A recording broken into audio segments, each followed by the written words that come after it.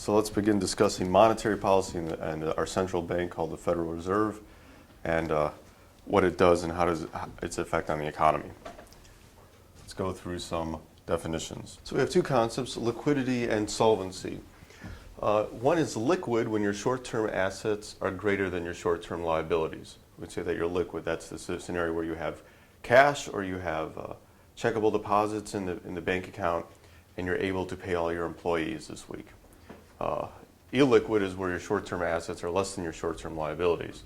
So the scenario where you don't have checkable deposits or you don't have cash to pay your employees. That's where you'd be illiquid. The solvency, though, is a different question. Solvency is total assets greater than total liability. We would say you're solvent. Insolvent is where your assets are less than your liabilities. So the typical way when we talk about money is, of course, as it's currency.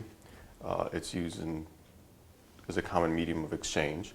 We have different measures of money. So we have M0, or also known as MB, the monetary base. We have M1 and M2. At the bottom of this triangle, we have the most liquid assets, which would be M0 monetary base, that are reserves held at the Fed, at the Federal Reserve, and currency, so cash. And then we have the less liquid assets, less liquid money, or measures of money as we go up. And we have M0, M1, M2. There's also M3.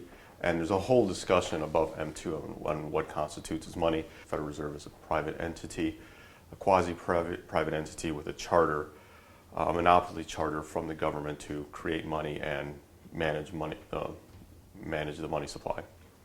So M0, monetary base, those are reserves held at the Federal Reserve and currency. M1 is currency plus checkable deposits. That is the money you have in your checking account. And then we have M2, which is M1 plus savings plus money market assets plus small time deposits like certificates of deposits or CDs.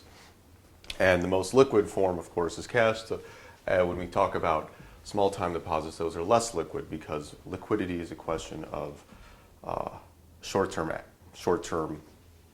assets. So a CD that is for a 3-month duration is more liquid than a CD for a 2-month duration.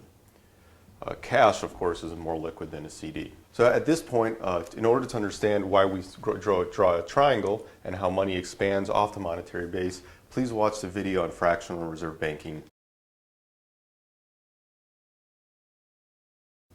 Try it again. Okay. A little less awkward. Okay, a little less awkward.